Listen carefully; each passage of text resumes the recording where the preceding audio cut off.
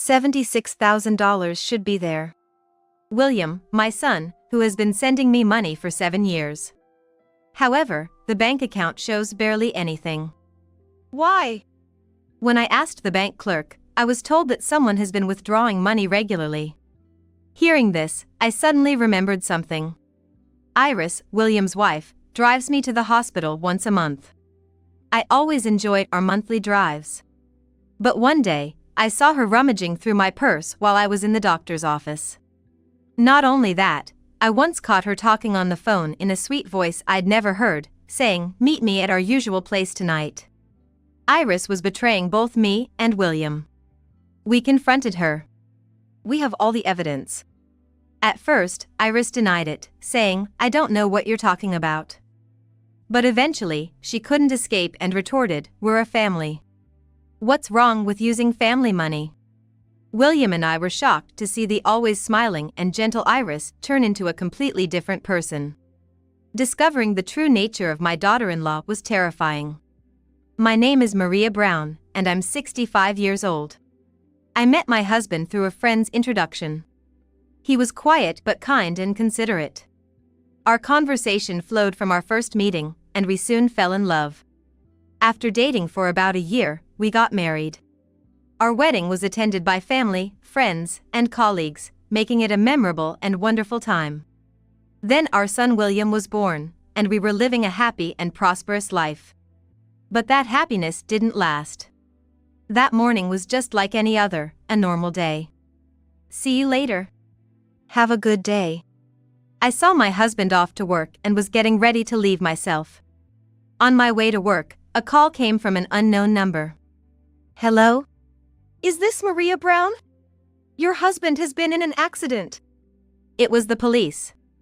I felt the blood drain from my face. A chill ran through me, and I hurried to the hospital. "Is my husband okay? He's all right, isn't he?" I was trembling as I grasped the doctor's shoulder. "I'm sorry, but..." "No." I was just 32 at the time. After getting married and having a child, just when it felt like our life was truly beginning. I broke down in tears. And so, I became a widow in my 30s. I was determined to protect my precious son at all costs. Since then, I've raised William by myself. I worked multiple jobs, day and night. To avoid making William feel lonely, I took Sundays off to go out with him, and we went on many trips. When William was in middle school, while most kids his age were becoming rebellious, he was different. "Mom, you're working too hard. Take a break," he would say, and brew me coffee. When I come home from school, William sometimes says, "I'll cook dinner today," and makes us a meal. He's always been considerate like that. I wonder if he got his kindness from his late father. It makes me happy to think so. One day, he came running up to me with a sudden inspiration. "Mom, I've found what I want to do." "What, all of a sudden? What do you want to do?" "Yeah. I will be in high school soon. I've been thinking about my future dreams. And I realized, I want to be a teacher," he said, his eyes sparkling with excitement. He told me how he had gotten into international music recently. He loved the music but didn't understand the lyrics, so he started translating them into English and loving sharing with his friends. "That's great. I'm rooting for you." Then he went to a high school and later to university. The university expenses were hefty, and honestly, our finances were tight, but seeing him go to study happily every day made me think, all right, let's keep pushing on. Eventually, he graduated from university. He got the teacher certification, fulfilling his dream of becoming a middle school teacher. 20 years ago, from today, after he'd been teaching for a few years. He said, "Mom, there's someone I want you to meet," and brought home a lovely woman. "Nice to meet you. I'm Iris. I'm dating William." She was William's girlfriend. He had had a few girlfriends before, but this was the first time he formally introduced one to me. "No way." William said, "We're thinking of getting married." So, they came to introduce me to his future wife.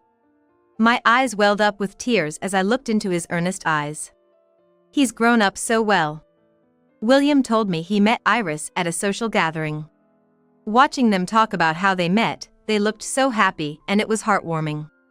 Iris was friendly and easy to talk to. While I felt a little sad about being apart from my son, I was happy for him finding a good wife. And then they got married. They had a daughter, Emma. 16 years have passed since then, and my granddaughter Emma is now in high school. After retiring, I worked part-time for a while, but now I'm living on my pension. Perhaps because I worked too hard when I was younger, I now suffer from rheumatism and can't walk without a cane. I visit the doctor once a month, but the taxi fare to and from the hospital is honestly a strain financially. A few years ago, William and his family bought a condo near me. Grandma! We're here! Mom, how are you feeling? Oh, welcome. Thanks for coming as always. Well, not bad, I replied with a smile. Is Iris not with you today? She's at work again today. Mom's been really busy with work lately and hardly home. Oh, that's tough.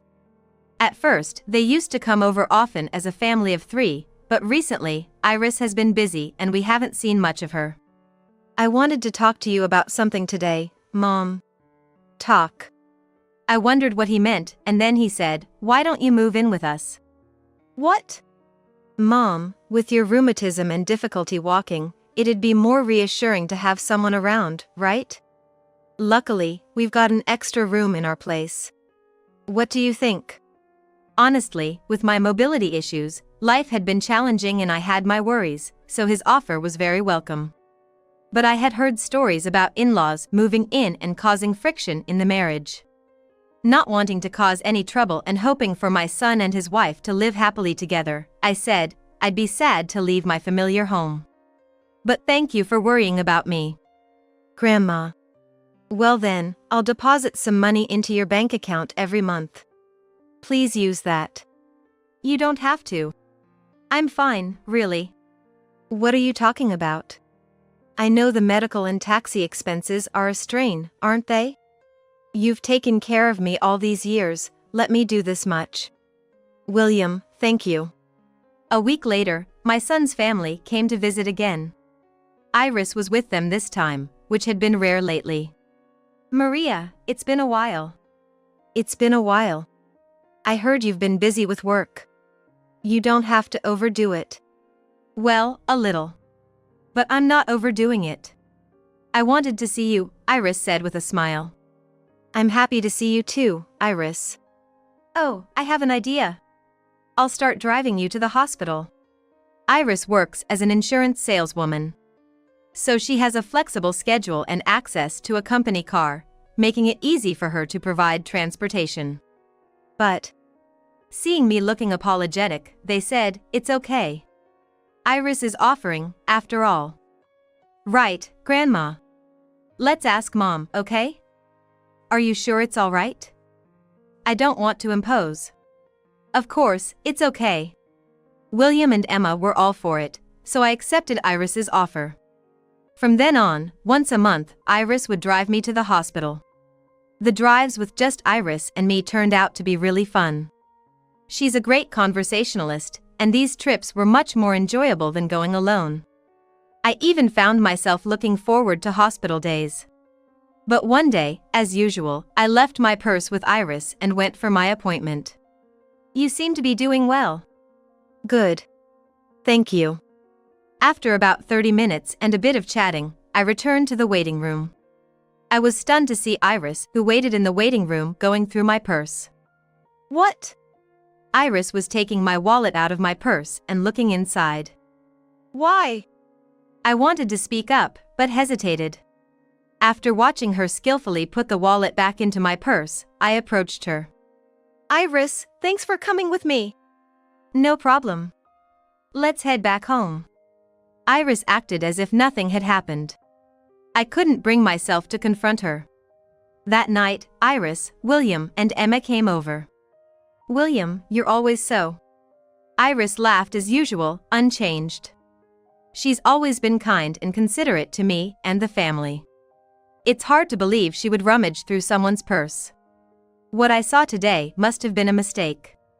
It has to be. I convinced myself. Years passed.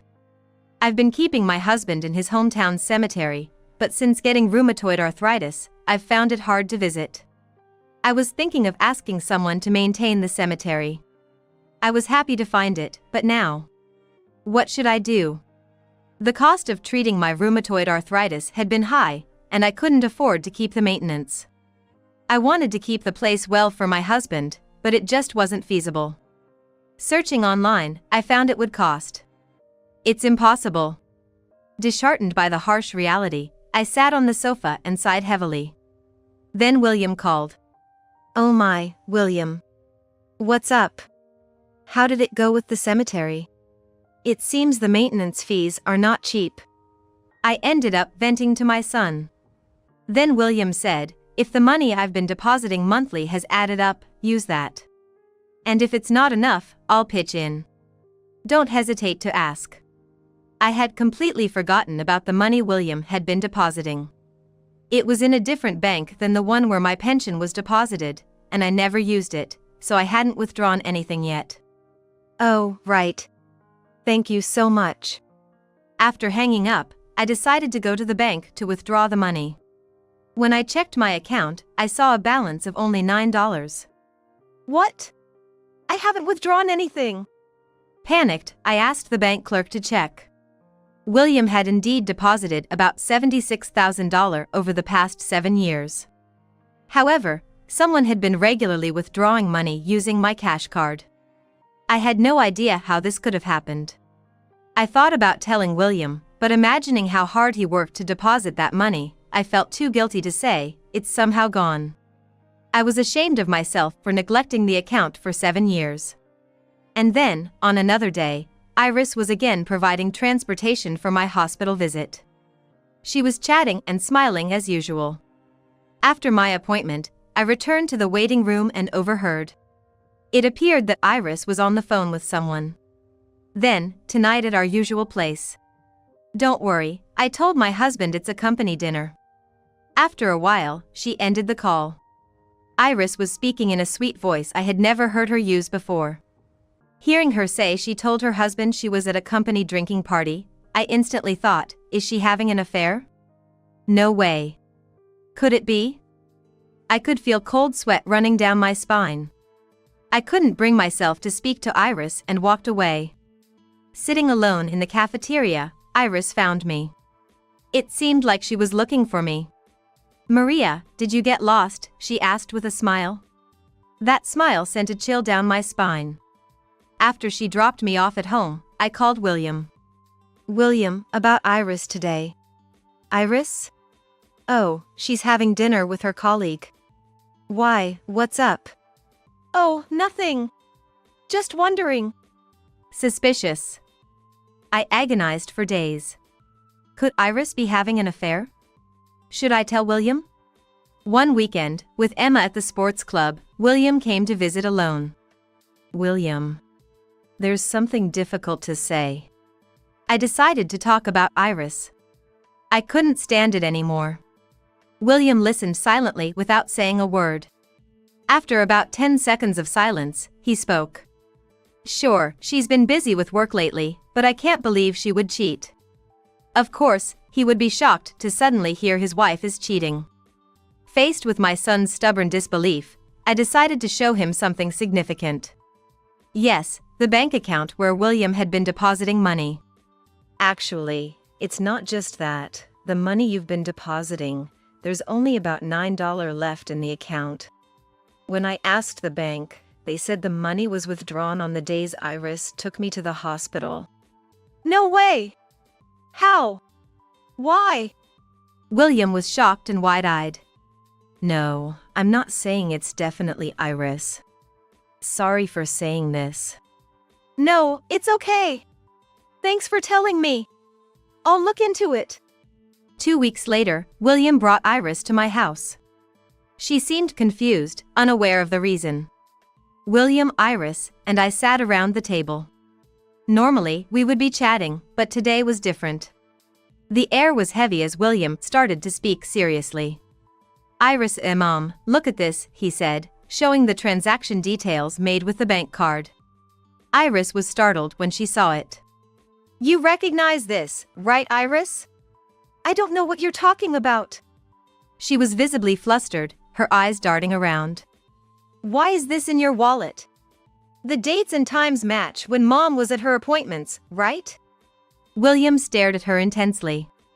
Iris, panicking, said, "How dare you look in my wallet?" Yes, I checked your wallet. This proves the money was withdrawn from the hospital's ATM, right? I don't know anything about it. Don't just look through my stuff. That's awful.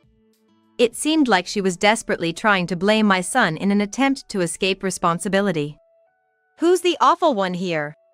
You've been stealing the cash card from Mom's purse and using it. William shouted, causing Iris to visibly tremble. I was so happy when you drove me to the hospital every month. But using the money William deposited for me, that's just too much. Iris, cornered by our questions, suddenly snorted and retorted, "That money William put in is for the family, right? There's no problem with me using it. It's not your money." William and I were astounded by her response. But Iris didn't stop berating us. Why don't you just appreciate that I was driving Maria around? It's fine to take some money as taxi fare.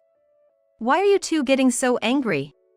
After all the kindness I've shown, I deserve some gratitude for my behavior so far. Iris had a demonic look. She had always been smiling and friendly. Her attitude now was terrifying. Then tell us what you spent that money on. I've deposited $76,000 for Mom over 7 years, and almost all of it's been withdrawn. Explain that. William demanded, anger in his voice. Well, I'm a woman, and I want to stay beautiful.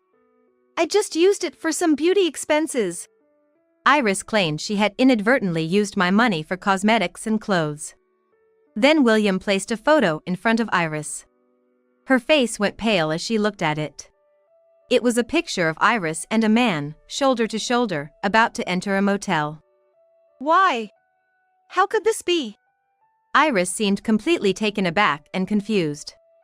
Actually, after hearing my story, William had hired a detective agency to investigate his wife's infidelity. The affair partner is apparently a supervisor at the same company as Iris. This supervisor, around the same age as Iris, is married with 2 daughters. If he's married with kids, he probably doesn't have much money to spare either. You needed money for motel stays and dinners, didn't you? How did you find out? It was just a fling with him. Don't lie. You've been involved for 5 years, right? William said, showing her more photos. There's more evidence. Iris, her face red with anger, began to lash out at us. So what? It's okay to have a little fun. I've worked hard raising our daughter. I need a break too. Being with an ordinary guy like William isn't fun. This man is more exciting, and the thrill of an affair was enjoyable. William doesn't pay attention to me, and it's creepy how he always cares about your mom. And Maria. Why do I have to entertain an old lady every month? I deserve to have fun with my affair partner. I used the money to have fun with him and for his birthday gifts. Iris confessed angrily, as if she was unrepentant. Just then, our granddaughter Emma appeared from the back room. Mom, I can't believe this. Emma, did you hear all that? I know everything. How? Actually, after William became aware of Iris's infidelity, he was prepared for divorce and looked gloomy every day. Noticing her father's unusual demeanor, Emma learned about her mother's affair. "I can't forgive her for betraying Dad and Grandma," she exclaimed in anger. So, William, Emma, and I had a discussion and planned to confront Iris at my house today. No, Emma, it's not like that. I'm going to break up with him, okay? Iris desperately tried to make excuses. Emma said, "Mom, you had an affair with a coworker, right? And he's married too. And you used the money Dad saved for Grandma for him?" "That's it," said Iris. "Disgusting. You're the worst," Emma said and looked at Iris with contempt and rejection. Iris was visibly shocked by this and broke down crying. Later, William and I went to Iris's company. Nice to meet you. I'm the husband of Iris. And I'm his mother. About 20 colleagues from Iris's department and a few clients who seemed to be there for insurance consultations were present. The room began to buzz.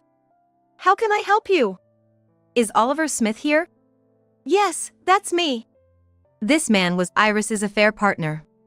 My wife seems to have been under your care for quite a while, William said, and Oliver's face turned pale.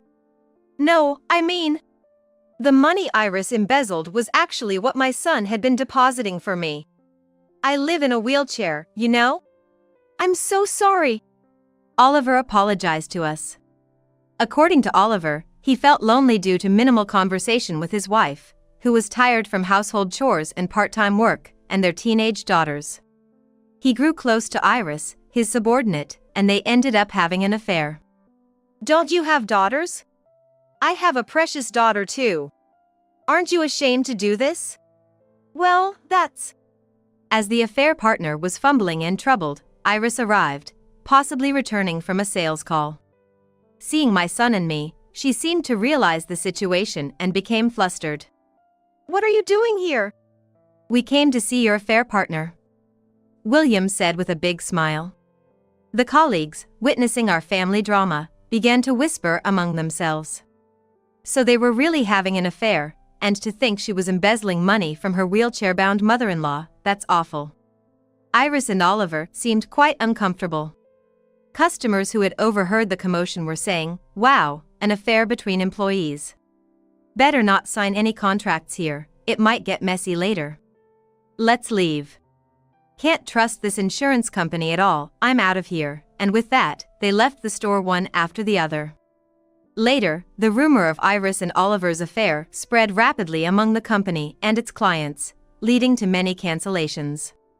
Consequently, due to the damage to the company's reputation, both were effectively fired. Iris, having lost her job, desperately apologized to William and Emma. However, it was later revealed through information from Iris's colleagues that she had affairs with multiple men at the company. William and Emma were furious and immediately kicked Iris out of the house. The next day, Iris's parents came to my house with her. We deeply apologize for our daughter's inexcusable behavior. Iris' father apologized.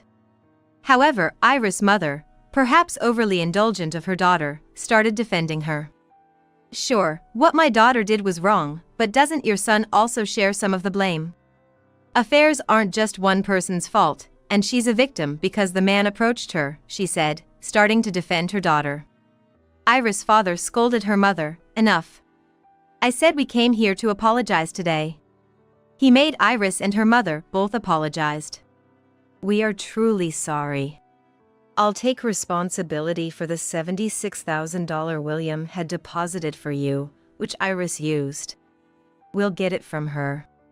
Iris, hearing her father's words, turned pale. Iris and her mother seemed unable to defy her father. As promised, a few days later, $76,000 was transferred to the designated account. After that, William and Iris got divorced. William claimed child support from Iris. Iris ended up owing alimony and child support to Emma and the $76,000 her parents had covered. Iris deserved it.